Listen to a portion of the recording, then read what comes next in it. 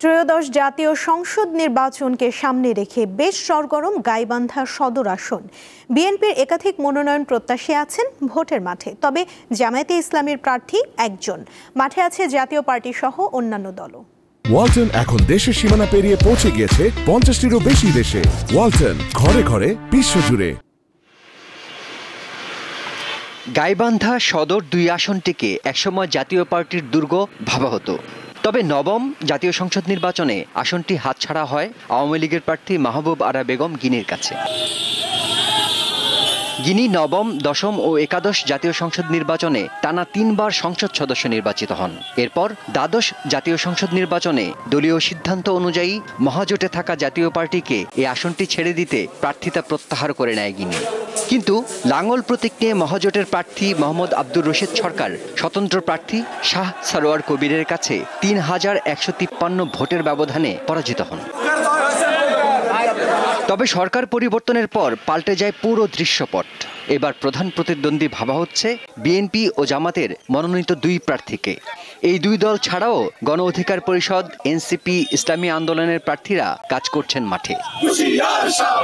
অন্যদিকে ভোটের সমীকরণের দিকে তাকিয়ে আছে জাতীয় পার্টি। কিন্তু কি ভাবছেন এই এলাকার ভোটাররা?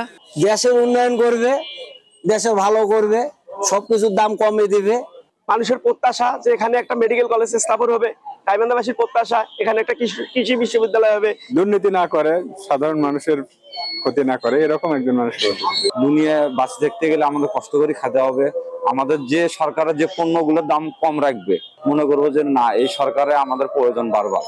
দাম বেশি, ওই দাম কি আর আমার করে খাওয়া যাবে? আমার যে 2 পয়সা কম পাবো সেই সরকার আমরা নেবো। আমাদের যে গ্রামীণ অবকাঠামো যেগুলো আছে, কাঁচা রাস্তা পাকা করুন, এগুলো যারা করবো আমরা তাদেরকেই ভোট দিব। দেশে কিলে কিলে ডাঙ্গাডাঙ্গি ফাটাফাটি না থাকে, উন্নয়ন হবে, এটা আমরা চাই।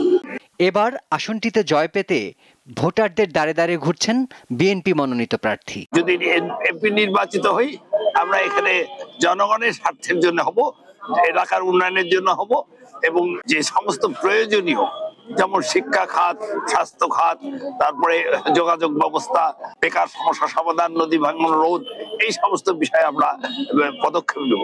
তবে প্রথমবারের মতো এই আসনটিতে জয় পেতে আগে থেকেই 8 ঘাট বেঁধে মাঠে নেমেছে জামায়াত ইসলামী। এরই মধ্যে একক প্রার্থী হিসেবে নাম ঘোষণা করা হয়েছে গাইবান্ধা সদর উপজেলা পরিষদের সাবেক চেয়ারম্যান ও জেলা জামায়াতের আমির মোহাম্মদ আব্দুল করিমকে। জাতি নতুন করে স্বপ্ন দেখতেছে, নতুন বাংলাদেশ, একটা বৈষম্যহীন বাংলাদেশ, মানবিক বাংলাদেশ দেখতে চায়। এজন্য জনগণ আশা করে যে অতীতে যে দলগুলো ক্ষমতা ছিল তাদেরকে দেখা হয়েছে, এবার জামাত ইসলামী দলগুলোকে দেখবে, এটাই জনগণ আশা। এরই মধ্যে গণসংযোগ ও উঠান বৈঠক সহ নানা রকম প্রচার প্রচারণায় ব্যস্ত সময় পার করছেন 13টি ইউনিয়ন ও 1 পৌরসভা নিয়ে গঠিত গাইবান্ধা 2 আসনের মনোনয়ন প্রত্যাশীরা।